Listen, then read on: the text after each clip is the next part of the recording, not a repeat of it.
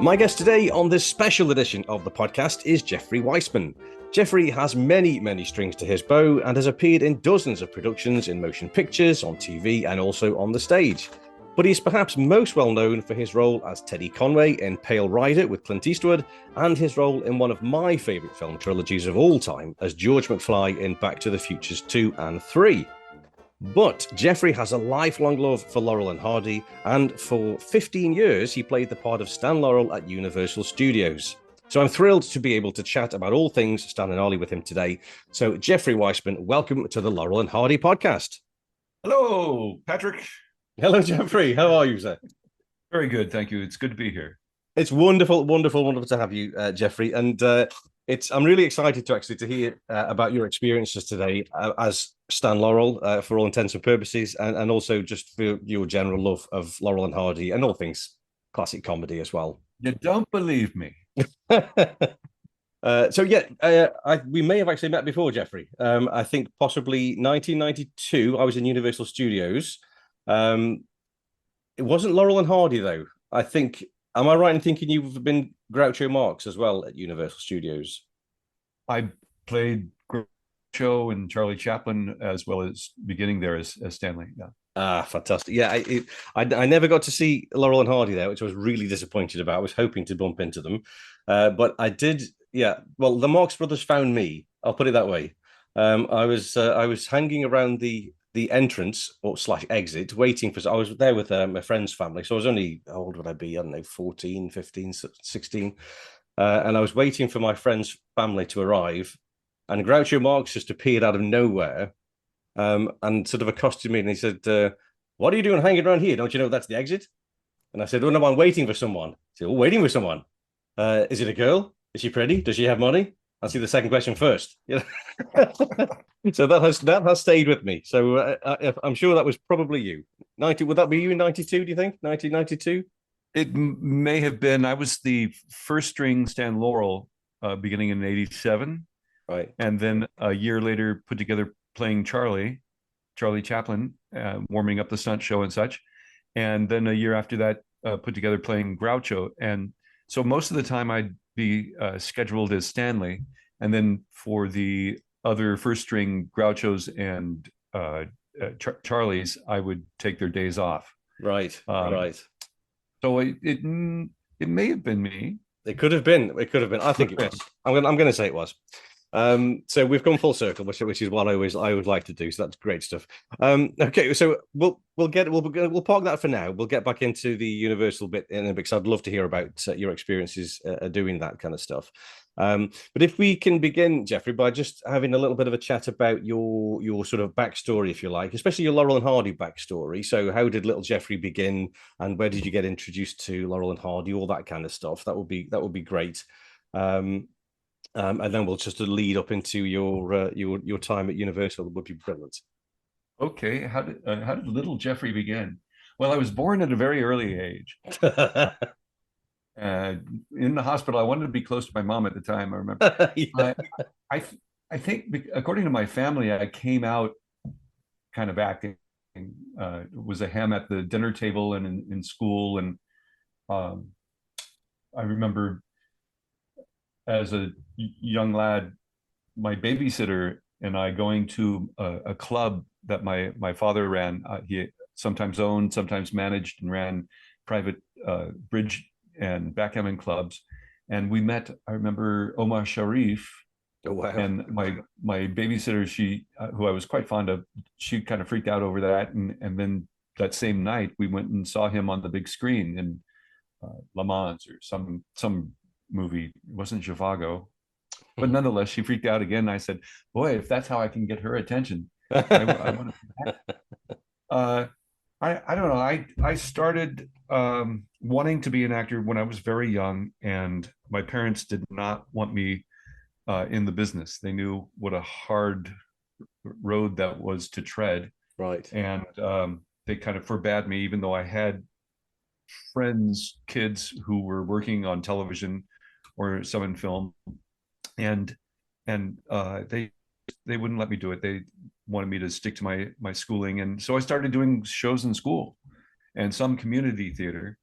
And when I was 17 or 18, I finally, you can't tell me what to do. And I signed up to do mostly background work in films in the late 70s, like Right. The Rose with Bette Midler and FM, and Sergeant Pepper's Lonely Hearts Club Band, where I got brainwashed by Alice Cooper's character,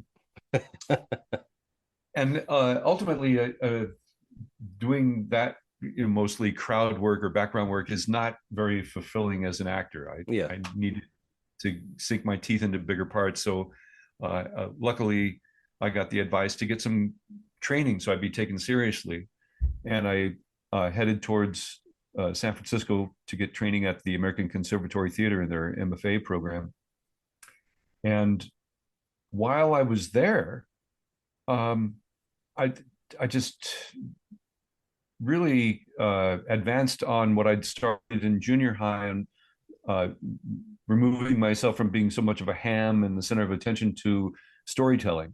Mm-hmm. And in junior high, playing Charles Condamine in Blithe Spirit, and then moving on to Shakespeare and the rest through high school, and then at the American Conservatory Theater, and then at San Francisco State University. I really dove in, was honing my skills. At one point, I remember I was juggling 6 different scripts at the same time. I was really working my tail off. Wow. Okay. And while in the midst of that, went to an open call for a major motion picture studio looking for a young non-actor for a lead in a film. And I kind of laughed at the whole thing, because I felt like I was leaving Hollywood behind me. I had a stage career going.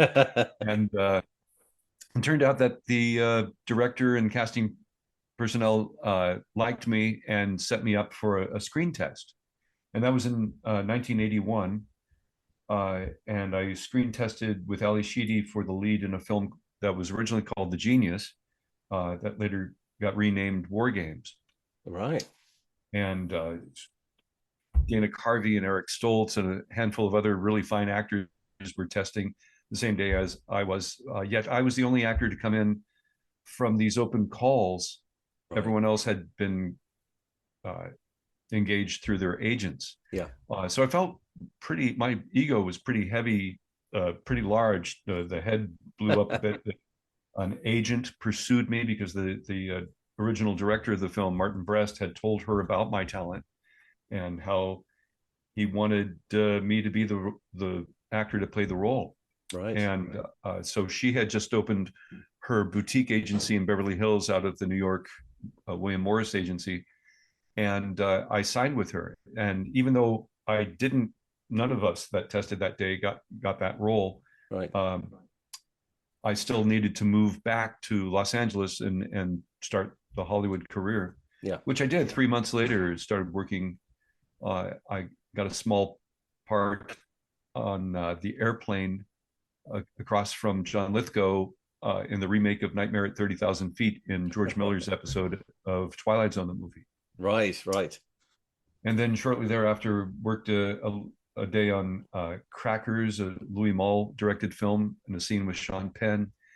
And then Johnny Dangerously, and then started doing some television work. I started the ball rolling, and I've now been in over 80 different films and TV shows, and well over 100 stage productions. I also love living history. I do a lot of immersive living history work, and I've got, of course, as characters, trade shows and theme parks, as you know, and parties and events. Yeah. And I am tired. I was going to say, you obviously like your acting. You don't believe me. So let's swing our attention a little bit to sort of classic comedy then, Jeffrey, we can. And how did you, can you remember how you found Laurel and Hardy, how you were introduced to them? I don't have strong memories. I have vague memories of watching Laurel and Hardy on television. I don't know that I ever went to theater as a kid and saw Laurel and Hardy on the big screen as they should have been seen. Yeah. But I did see them on TV, and often was drawn more to them than, say, the Three Stooges. Mm-hmm. I remember liking the Marx Brothers too. I though kind of lost, my connection to Laurel and Hardy until I was in between movie and television work in about 1987. Right. And I had a friend from a group of performers we formed called the Fools Guild that came actually out of the Renaissance fairs, and they were mostly different artists, performers, and the like, writers even. And he had, I know, played Stanley Laurel at events there in the mid 80s, and he called me up one day and asked if I had ever played Stanley. I said no, but since I was in between jobs, I said, what's going on? He said, well, my Oliver Hardy partner, who is a regular character at Universal, has lost his Stanley partner. I think had been fired, and he was looking for a replacement. I said, right. Sure, get me in there. I'll do what I can. Yeah. And of course, it was like the next day, and I didn't have much to go on. I luckily had a derby hat, but it was the wrong size, and I was more of a bowler. And I don't remember this, but the Oliver Hardy talent, Beavis, said that I was wearing my underwear on the outside of my pants.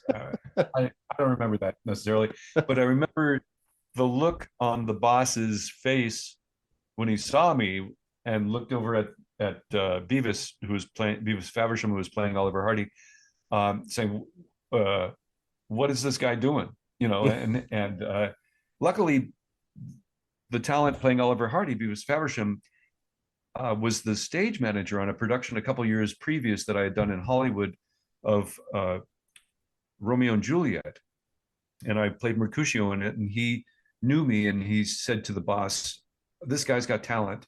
I'll train him. Give me a couple days." Right. And so I was very fortunate that this gentleman, Beavis Faversham, he really is a kind of a super, how shall I say, aficionado of early comedy. Right. Okay. And I wasn't doing a good Stanley at first. That's great. But he pulled me together. We got the right size hat and took the heels off my shoes and found the right bow tie and a passable suit and all. And within a couple of weeks, I was doing a passable Stanley Laurel, and I studied what I could on the VHS, of course, at the time, of the films, and tried to, get the mannerisms and everything, and then read as much as I could about him. Seeing that his influences, Stanley borrowed from Dan Leno, that face was Dan Leno's, and who he grew up watching on his father's stages, and borrowing from other wonderful performers. And I remember the second week on the job, an older African-American woman came shuffling up to us saying, I always wanted to meet you two before I died. And I thought, my God, what have I got myself into? This was very unusual work. And luckily, having to raise a family and be a father and support a family as an actor is extremely difficult, especially if you're not making the big bucks. Yeah. And to have a regular paycheck, also with the job where I trained my seconds, substitutes, so I could go and do film and television as it came up, was incredibly rewarding. It was Stanley gave me fantastic gifts. I, of course, had dubious feelings about Universal having to pay Larry Harmon Enterprises for the rights to use Laurel and Hardy. Yeah. Though Larry would bring us to various events, like when the Laurel and Hardy stamp was unveiled. We were there with him on various events with the Hollywood Chamber of Commerce. Then would meet the family. Lois and Tony Haas would come up, with the kids, and we do our photos with them, and we became friends. Oh, that's nice. And over the years, the relationships grew and deepened, and in many ways, I was enriched. First of all, I didn't know that much about Stanley Laurel or Oliver Hardy. Mm-hmm. And doing the research, I realized what a genius this man was, what a workaholic. And being invited into the Laurel Haas home, and Tony got permission from Lois to let me view some of Stanley's personal scrapbooks. Oh, wow. Amazing. And there is one photo, I don't know if it'll ever be released, but I hope the world gets to see it. There's a picture of Stanley with his brothers and sisters in the backyard when he must be about 10 years old. And old Mr. Jefferson, their father, had built a stage in the backyard for the kids to play on. Mm. And there's a picture of Stanley directing his brothers and sisters on a stage. Brilliant. So it was in his blood to do this. Yes. And there was another 4 pages, I think it was, of tiny photographs lined up one by one during the early silent days for Stan.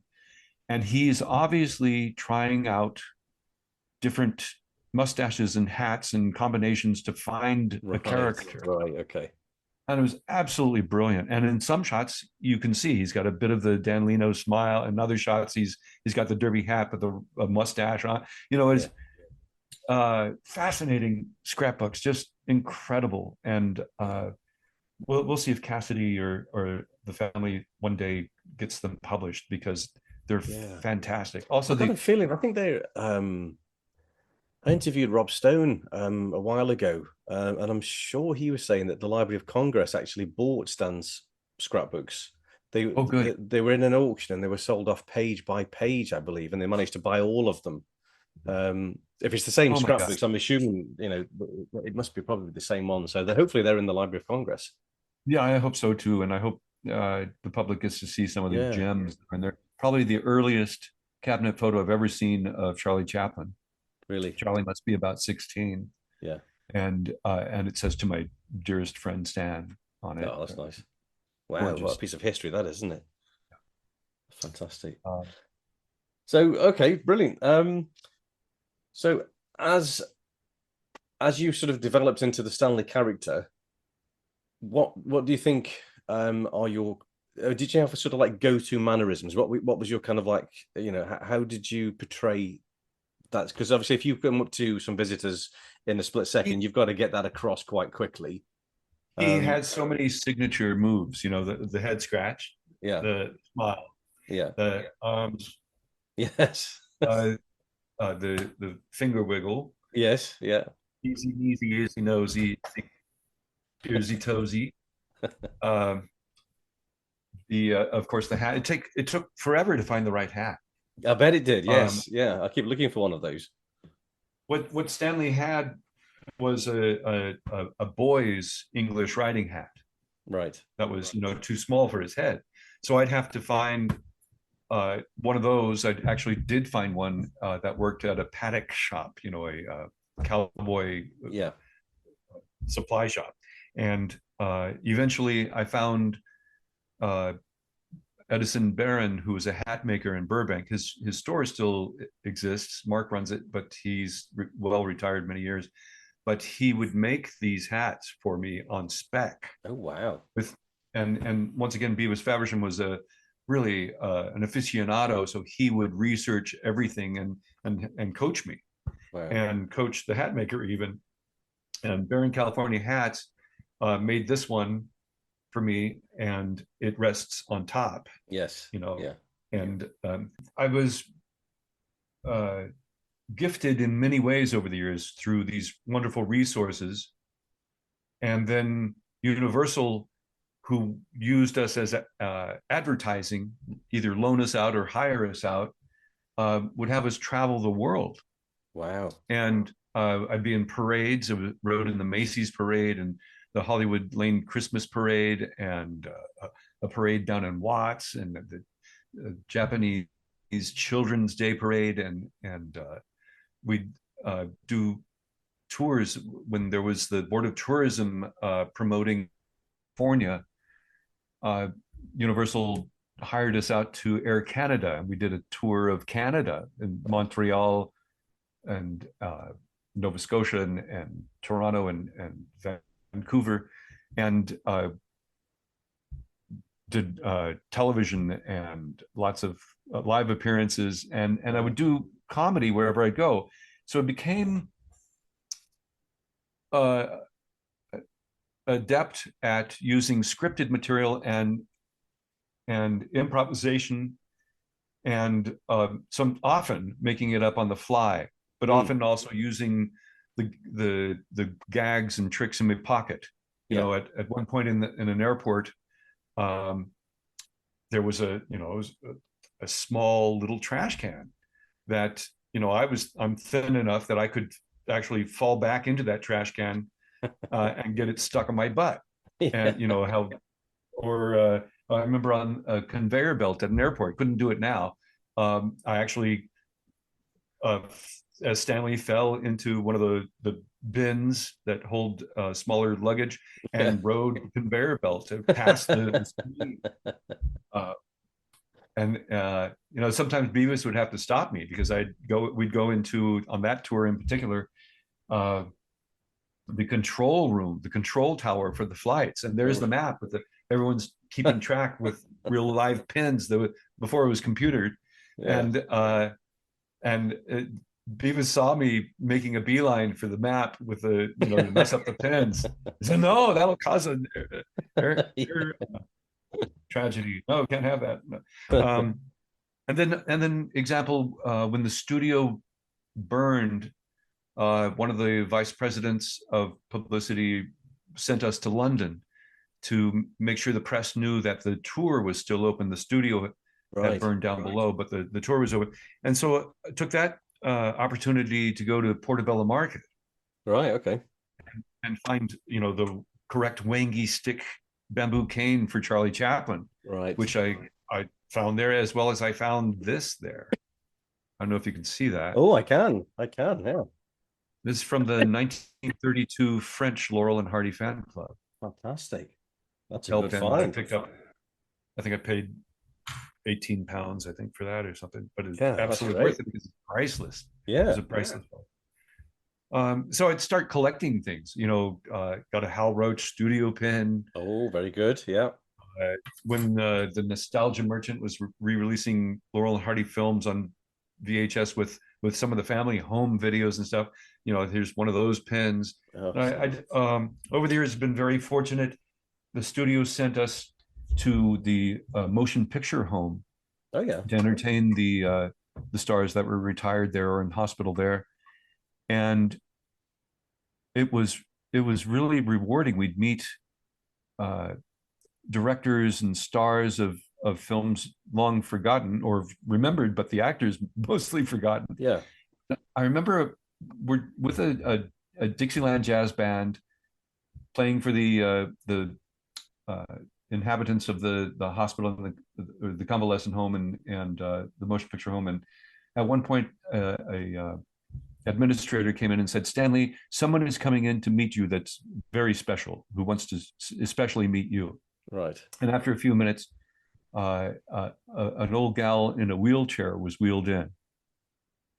And I had no idea who she was, but I was very happy to meet her. She was very flamboyant, offered her hand for a kiss, and then wanted to dance with me, even though she was in a wheelchair. So I started to dance to the Dixieland band. And at one point I spun around and started dancing with another gal. And from behind me came and I got shivers down my spine. I, at that point, realized it was Anita Garvin. Anita Garvin. I was going to say this. Yeah. Good grief. And I was like, "Oh my God!" And she was just a delight. She was, even though confined to a wheelchair or bedridden quite a bit, she was still vivacious and hilarious.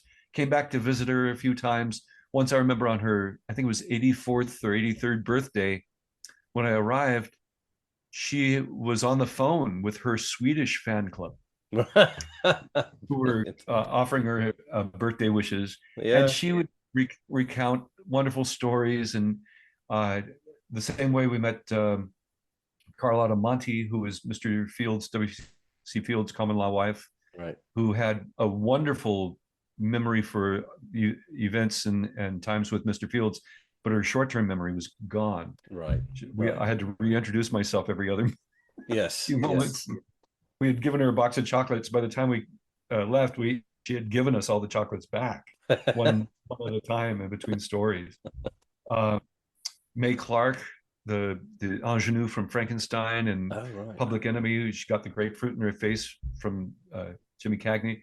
She was feisty. She was out there. A lot of really fantastic treasures. Yes. Are still at the Motion Picture Home. So I encourage people when visiting Los Angeles to get out there and give these cherished treasures some attention.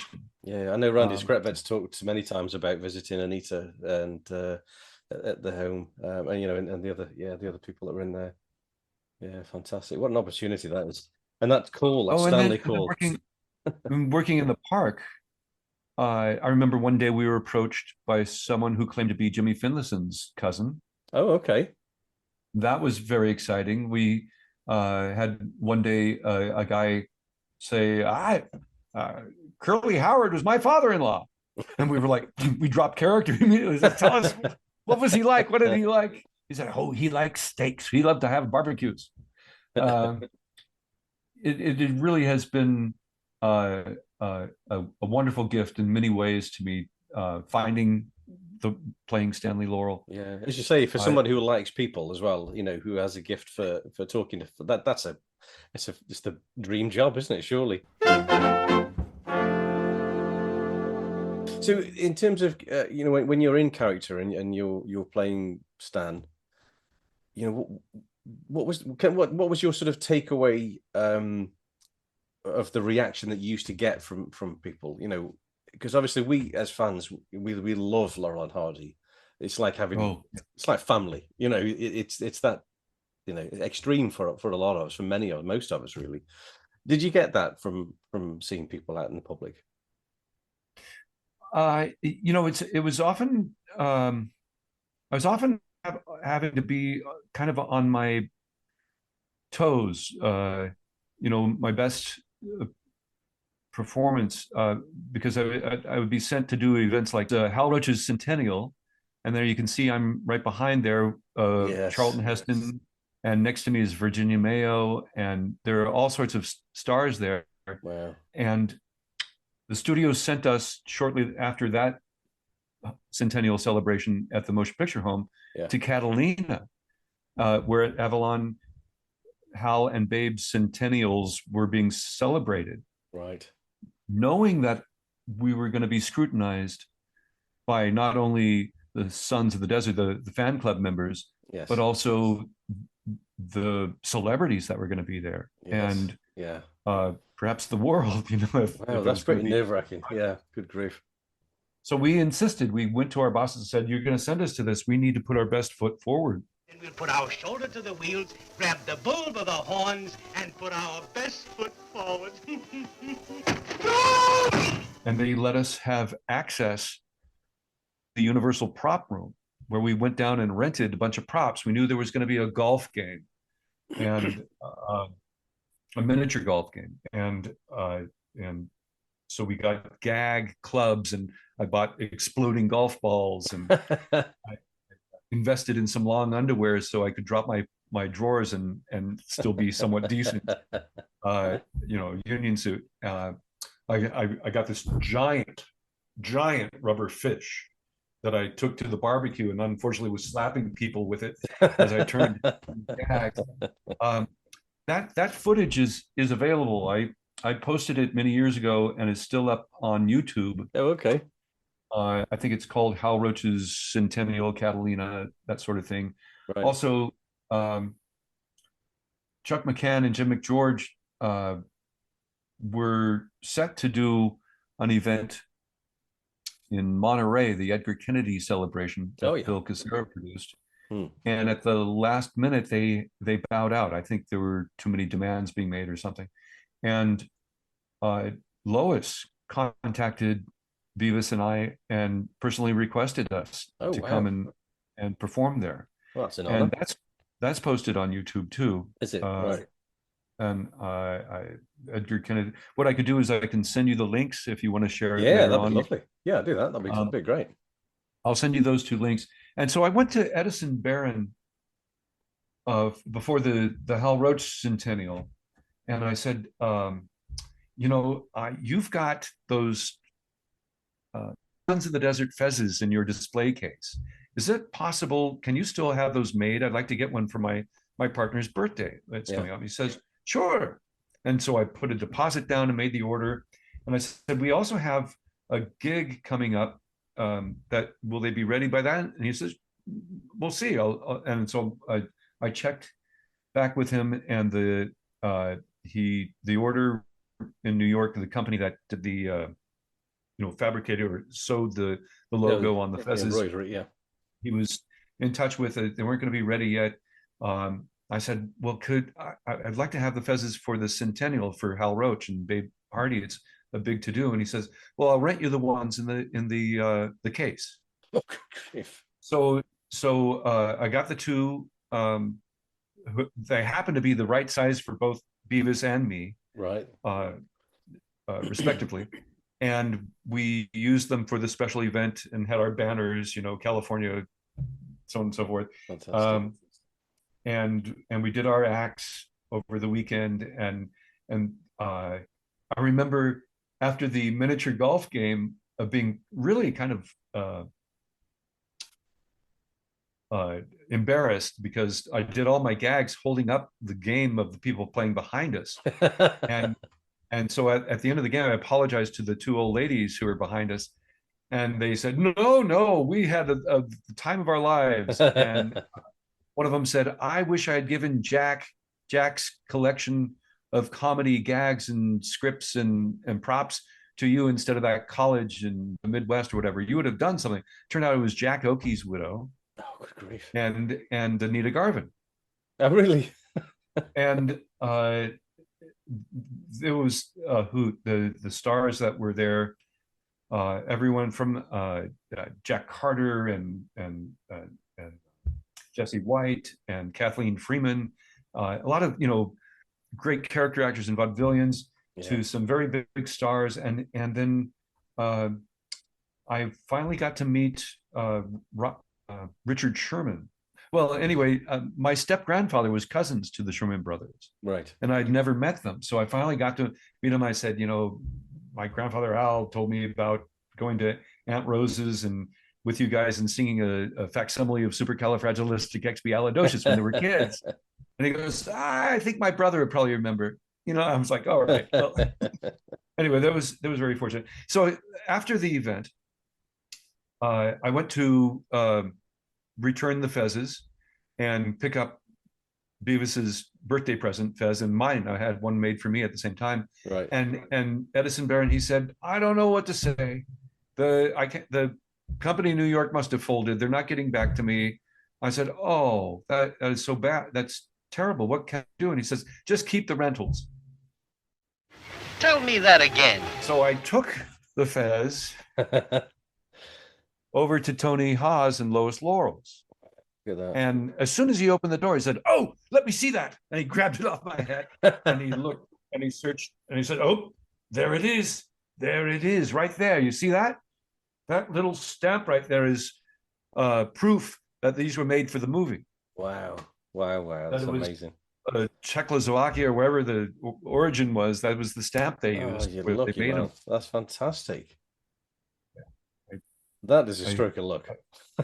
Yeah, that's what I was saying. I've been very, very lucky. Yeah, that's amazing. And one of the first, the first equity show I ever did was Babes in Toyland with the late great Robert Morris as the toy maker, and Ed Bell here, who Ed is, he's a very prolific actor. He was a regular on Married with Children and is in Air Force One and many other wonderful films. Even the recent Babylon he has a few scenes in. Right. So Ed and I were contacted last year to be Laurel and Hardy for the Sons convention in Albuquerque. So I put my long hair up and got back in the saddle. And unfortunately, Ed had just was in the midst of some medical crises and even got the COVID while on that gig, but he's hanging in there. He's doing. That's good. That's good. So it looks like you've had a hell of a lot of fun playing Stan. That's brilliant. And did you notice any? I mean, I was sort of asking you about people's reactions to the characters, if you like. Did you notice any kind of discernible difference between people's reactions when you're playing Stan and sort of Groucho and Chaplin? Was there any kind of a difference there? Well, Stanley and Charlie seemed to be more popular with the international crowd, right? And I think that's because, of course, first they were silent, and their films were distributed worldwide, and then Roach had Laurel and Hardy do probably 30 of their shorts, I think, in various different languages. Phonetically, they do their lines in Spanish, French, German, and Italian. Yeah. But the East Indians and the Chinese had to have a photo with Charlie Chaplin, or had to have a photo with Laurel and Hardy. Yeah. And I think that's partly the reason, is because they transcended language and cultures and were so beloved. And I rarely came across people who poo-pooed me because I wasn't the original. Really? And I always knew that I would be scrutinized, and I tried to refine my performance to reflect as much as I could, and I did myself some harm. I'd take the heels off my shoes and wear them on the wrong feet as Charlie, and take extra care on getting the Keystone era Charlie more than the later pathos Charlie, because it's more fun. And when I'm opening for the Western Stunt Show or other shows, I'm performing for 3,500 people, and I'm doing a series of gags that I have maybe 10, 15 minutes to make them laugh. Yeah. And that Charlie would get away with kicking old ladies in the butt, which I'd always stop short, or it's an art where you do slapstick where it looks like you're getting hurt or hurting someone else, and you're not. Don't try this at home, kids. But I also probably did myself damage. I would often do pratfalls on the tarmac, on the cement or wherever, or get twisted up in a gal's purse and while dancing and keeping joy streaming in a catastrophe of I'll send you a link on YouTube. I have on 105-degree day at Universal Studios, one of those warm-ups that I had this guy who kind of showed up every day to shoot me with his camera, even though I was playing Stanley. He's like, "Yo, you were George McFly, weren't you?" And I'm no, I'm Stanley Laurel. And finally one day, when he showed up when I was doing Charlie, I said, "Come with me, do me a favor and shoot my warm-up." So I have a record of it. Okay. And so I took that footage, and there's a record of it. It's called Chaplin Tribute by Weissman or something like that at Universal. Brilliant. I'll send you links. Yeah, that'd be great. That'd be superb. Did you play Stan silent, or did you give him a voice? Oh no, I played Stanley in a silent film, a corporate video called Teamwork, which came out fantastic because we had a very flexible director who gave us a stunt coordinator and a prop department. So we had things fabricated. We only had a couple of days to pull it all together. Right. But we did play the piano movers with Mitchell Young Evans as Buster Keaton and Craig Coleman as Finlayson. Nice. And it came out great. And I posted that on YouTube too. I should YouTube. I'm supplying all this content. Send them over. Send them over. That's brilliant. And also the playing Stanley has benefited with people like this, where when I guest starred Murder, She Wrote, you know, I wanted to break the ice. So I had found while I was in college an alpaca sweater, golf sweater, that had the Dick Van Dyke label in it. Oh, wow. And so I brought it to the set and found Dick's assistant and said, look at this. She said, can I show this to Dick? And I said, yeah. And she came back with it after 20 minutes or so. And then Dick came out and said, are you the guy with the sweater? And I said, yes. And I also play Stan Laurel. And, you know, so Dick and I, when we weren't on set shooting, we were talking about, you know, his work on the comic and his friendship with Stan Laurel and his evening with Buster Keaton and Eleanor. It wasn't Anita Garvin behind me with Jack Oakey's widow. It was Eleanor Keaton. It was Buster Keaton's widow. Wow, yeah. And then I remember Eleanor had us over to the house and she showed us how she used to fold Buster's hats. So you see my privilege I've had access to the wonderful folk, and I'm happy that you're letting me share my story. Oh, it's wonderful to hear it.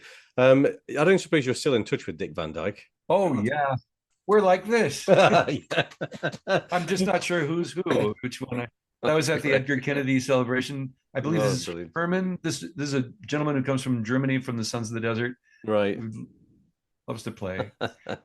No, I was lining up Dick Van Dyke to be a guest on the podcast, and I was communicating with Dick for a few weeks, and it was all going great. I thought it was Dick Van Dyke, and then I don't think I kind of twigged that actually it wasn't Dick Van Dyke. It was somebody who just thought they could pretend to be Dick Van Dyke, and then charge me $1,500 to get him on the show. Fortunately, it never got that far because I twigged. But I would love to get Dick Van Dyke as a guest on the show. I told Dick, I said, Dick, you've got to come to the Sons meetings and tell these stories because they were golden. Yeah. Even his night with Eleanor and Buster. Yeah. Even though it's not Laurel and Hardy, it's hilarious. Yeah. And I'm not going to upstage it by ruining his story because it's fabulous. If you ever bump into him, tell him I've got to get him on the show. Bump into him, yeah. And I'll probably knock him over if I bump into him. What is he? Is he 93 now? Oh, he still fit as a fiddle, though. If you look him up, he's still fit as a fiddle. Good grief. What a guy. This podcast would be a great way to do that because it would reach everybody. Anybody who's interested could come and listen to this for the rest of the world. You know what I mean? For the entire, it would just be there forever. I would love that. Yeah, I would love that. It would be fun. It would be fantastic. And that's it. You see, I mean, from picking up the John McCabe book and you read the stories about Dick Van Dyke picking up the telephone, speaking to Stan Laurel, you know, that's an experience that we all want to have. And we can never have that, but he's had it and we could share that through him. I think it was such a wonderful thing. I love it. A gentleman who, as a writer and teacher, was friends with Stanley, been posting his stories with Stanley and the recordings he made with Stan and such, named Leonard Pitt on Facebook. That's fantastic. So, what do you think that it is about Stan Laurel that makes him so special to you, then, Jeffrey, and that's made you want to sort of pay this homage to him for so long? I was going to say 15 years, but obviously it sounds as if you're quite happy to dust off the derby at any given moment and break out the smile. The paycheck. Of course. But the joy and I'd always heard that Jerry Lewis wanted Stanley Laurel to be one of his staff writers. And that, I don't know that Stanley ever told Jerry this, but I think someone had written that Stanley said, I didn't really care for his type of comedy.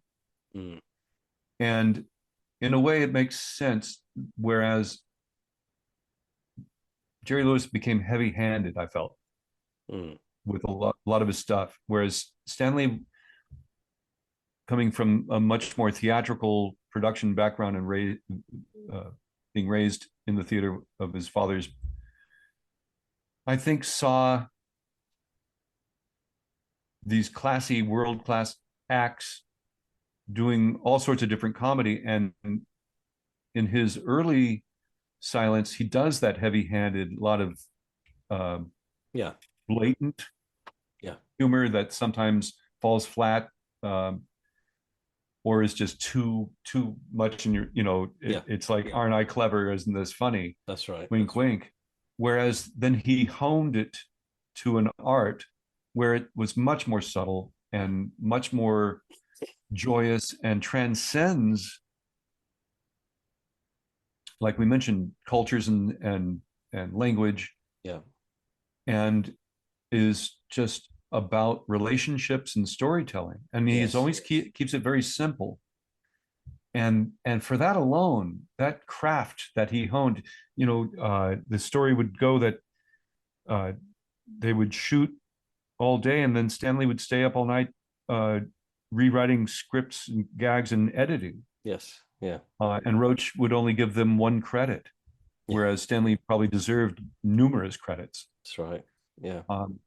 So his work ethic and his heart comes through the beautiful relationship. People ask, why is it Back to the Future works so well? And it's this relationship between a boy and an older man that could be deemed perverse or something. It's well, no, they're doing what Laurel and Hardy could do. Laurel and Hardy could share the same bed. Yes. And no one would think twice that there's anything wrong there. That's right. That's right. Because it was a deep friendship. Yeah. It's what Doc and Marty had, a deep friendship with Laurel and Hardy, and then their team of fantastic production crew and then performers behind them. Just magnificent. You see what Anita does, what Mae Bush does, and Edgar Kennedy and Charlie Hall, and it's just on and on. Such fantastic trust and support. And then when they made the switch over to 20th and lost that control, it just it's so upsetting. But time isn't necessarily kind to any of us. No, that's right. That's right. And it wasn't purely just Laurel and Hardy either that happened to. If you look at Keaton, his move to MGM, and it was a shame. Have you ever seen the pilot for the Buster Keaton show? No, I don't think so. No. He recreates a lot of his act that I think he did live with his wife with the Circus Medrano.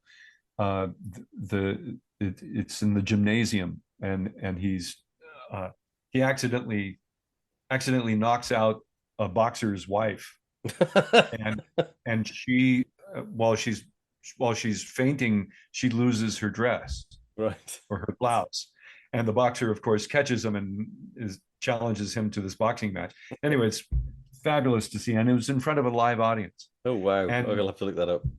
And Keaton, he's an old man at this point, and yet he's doing all these gags. And if you look closely, you can see some of the gags go south while live, but he just, like a pro, just moves through it and makes up for it. It's fantastic. Brilliant. And most of it's silent. That's great. That's great. Most of it is mostly silent. Yeah. And just one sort of final question, just before we get into the atoll question. You'll be shaking your boots on that one. What do Laurel and Hardy mean to you today, Jeffrey? What do they mean to me today? Yeah. Do they play? Do you watch them very much at the moment? Or do you see them very rarely? Is it a big part of your life? I'll never get tired of the photos that I've discovered over the years. This example is a birthday gift that a fan sent to the studio for Ollie for his birthday. My goodness me. Poisonous Lizard. I'll never tire of watching their films. When I finally saw their films on the big screen, it really transformed, launched them into yet a greater respect.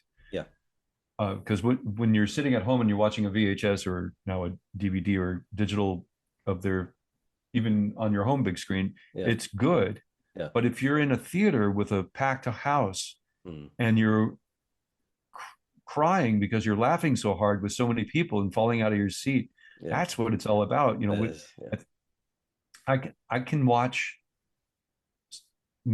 most of their Roach comedies, both silent and talking, and then most of their early features, and just be in bliss. Yeah. And like this last year in Albuquerque, watching Sons of the Desert again with an adoring crowd is so wonderful, and it's new. It's practically new every time. Yes, yeah, I know exactly what you mean. Yeah, it is a joy, isn't it? It is a joy, and I think especially with films like Sons of the Desert and Way Out West, you just forget sometimes just how good those films were. They are just so perfect. We talk about people talk about Back to the Future as being a perfect film.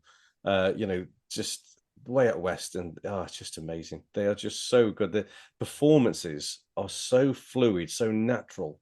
It's almost as if it's kind of a fly on the wall documentary. They're just so good together.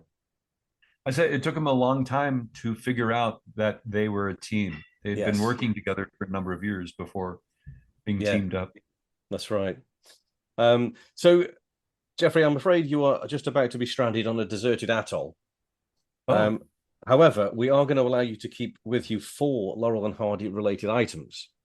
You can keep a silent short, a talkie short, a feature film, and a Laurel and Hardy related book. So what are your choices, and can you tell us why you've picked those? And we'll start with the silent short. That's impossible. It's not. Well, it is. Yeah, I agree. It's impossible. I couldn't answer it, but I make you do it. I love their purple moment. I love Liberty. I love putting pants on Philip. I have to pick one. I'll say putting pants on Philip. That's a good one. Okay, that's an interesting one. So that's really fun. So you've gone pre-Stan and Ollie characters really there. That's interesting. Yeah. That's interesting. So what is it about that one you like, Jeffrey? What is it that? They're cousins, and Ollie wants to take care of and protect his cousin who's off the hook, girl crazy, and Stanley is so animated and funny in it. He does the jumping kick and before Marilyn Monroe ever had the steam blown up her skirt. Yeah, I love that bit when once his underwear has fallen down. Yeah, and there's that cutaway and that lady faints. Oh gosh, there's so many great silents. They're really so wonderful. As for the talking ones, that's even harder. Talkie short is even harder. Yeah, I adore so many of them. I love, Dr. Gilbert looking through the window, coming through County Hospital. And how is my little patient today? Just fine, thank you, Doctor. This is my friend, Mr. Laurel. I hope I find you well. Thank you, ma'am. I adore the Hall Laurel and Hardy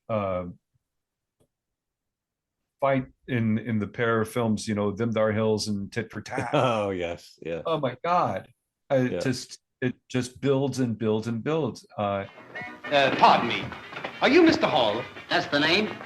Good morning, Mr. Hall. I'm Mr. Hardy, and this is my partner, Mr. Laurel. Is that so? We're opening an electrical store next door. So what? What's he looking at? Remember that fellow that we met in the trailer? Remember his wife came in and she asked for a drink of water?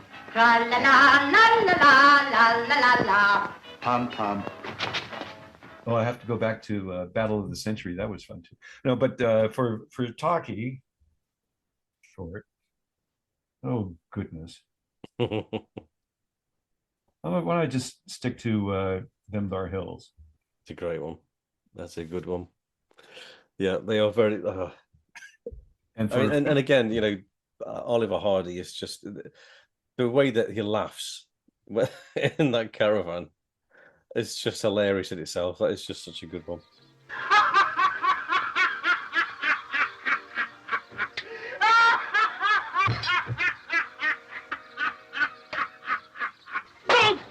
And putting pants on Philip, I always, Stan obviously takes a lot of the attention in that because he is so animated.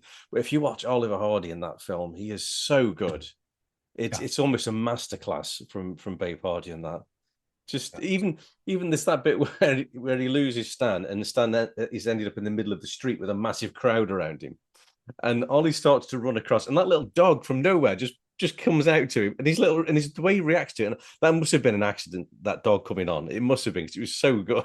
But the way he just responds to it, it's absolutely fabulous. Really, really good. The talking ones, I have to also mention Blotto. Oh yeah, it's just makes me. They're just cry. they're all just so good. I mean, you could watch any Chickens Come Home, just superb. There are some of the supporting players in those films. Just Gertrude Astor is just off the hook. It's just fantastic. These are impossible questions. They are. I know. Features, I like, of course, what's on your wall there. Blockheads. I adore Blockheads. Yeah, it just is so silly fun. But having seen Sons of the Desert again for the umpteenth time just last year reminds me how much I love that film. Yeah. Why didn't you want to take the oath? I was afraid. Afraid of what? Well, I was afraid if I took the oath to go to the convention, that maybe my wife wouldn't let me go. Of course she'll let you go. Why, she'll have to let you go. You took an oath. I know, that's what I'm worrying about. The exhausted ruler said that if you took an oath, that it would have to be broken for the generations of centuries of hundreds of years.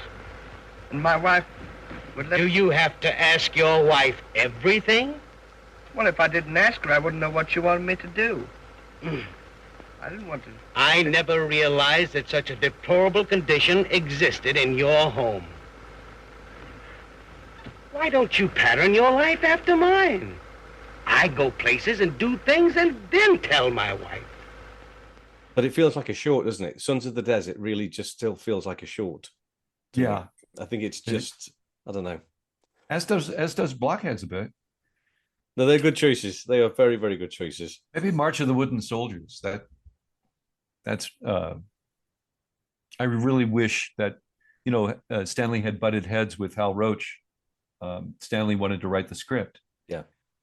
And it was originally going to be done in color, and Roach wanted to do his version. And when they butted heads, Roach said, "All right, you can do your version, but I'm taking the money for in color."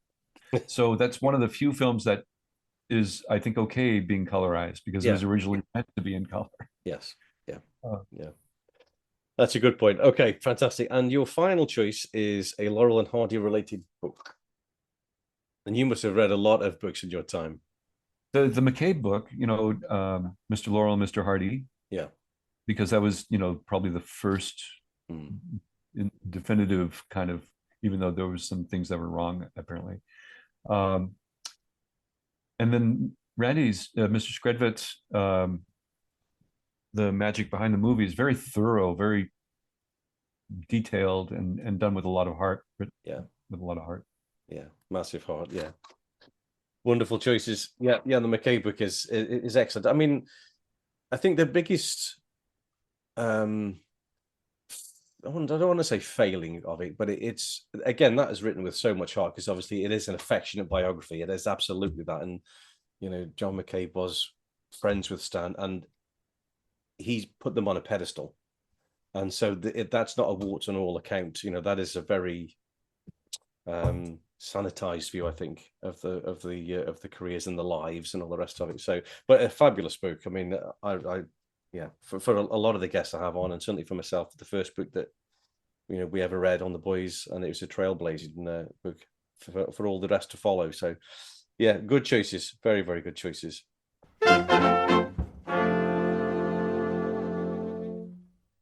Now, look, I've been containing myself because I am a huge Back to the Future fan, and I've been geeking. I'll be geeking out anytime soon. So I was trying to wrap this up before I went all in on the Back to the Future thing, because it is just I've always loved. I went to see Back to the Future, the first movie, on the cinema, and straight after that, Teen Wolf came out. They cleverly held it back because they realized he was doing a Zemeckis Spielberg production. And so throughout my childhood, I either wanted to be a time traveler or a werewolf. Didn't care which. Wasn't bothered. But Michael J. Fox was just, I thought he was the business. He was such. And Michael's a great guy. I in '84 was shooting Pale Rider with Clint Eastwood, his return to westerns. And in that summer of '85, when it was coming out, I wanted to see what the competition was. And I was already a Mike Fox and Chris Lloyd fan. Right. And I had also done a film at the American Film Institute with Crispin Glover. Right. And I didn't know he was in it, and he was fantastic. So it was really great to see that film and then see that it was the highest grossing film of '85. Yeah. Although Pale Rider was the highest grossing Western of '85, which is kind of cool, or the '80s, I believe. And then, what was it? 3 years later, being approached to step into the big shoes of that Crispin. Originally I was told I would be a photo double. I wasn't being asked to audition as George. And then I had a screen test and then had an audition. But I think they at that time didn't know whether or not they had Crispin, and they were just trying to cover their bases because a lot of money was involved. But I'm just thrilled that I was sort of the adopted member of that cast, Elizabeth Shue and I coming in as the newbies. And the reunions that we started having in 2008, 2009 have really been a nice gift as well, because they wanted to keep me a secret when the film came out. Yeah. So I wasn't really even given any support for promoting my career and participation in the films. Right. And then Crispin called me up and told me his story of how they abused him and how he got shortchanged and short shrift, but with my makeup without being licensed. And I think it came out that I helped him, and I wasn't able to work on the Universal lot for film and TV. That was kind of shocking, put me into a tailspin. Yeah. So it's the DeLorean owners and the fans that have brought me back into the realm of appreciation, of being appreciated. That's great. Yeah. And yeah, I feel that love from around the world. That's brilliant. That's really, really good. Yeah, it's one of those films that it is a perfect film, and the trilogy is just that just lives with you forever. So that and Laurel and Hardy. I mean, this, what a perfect podcast for me. So Hey. Jeffrey, thank you so much for coming on and sharing your experiences. It's been lovely to chat with you and to meet you, even if it is virtually. Likewise. But, hopefully, we may have you back on again in the future if you're happy to come and chat more. Oh yeah, I have dozens of more things to share, so bring me back. Fabulous. We'll do that. Thank you so much, Jeffrey. It's been great. Stay well.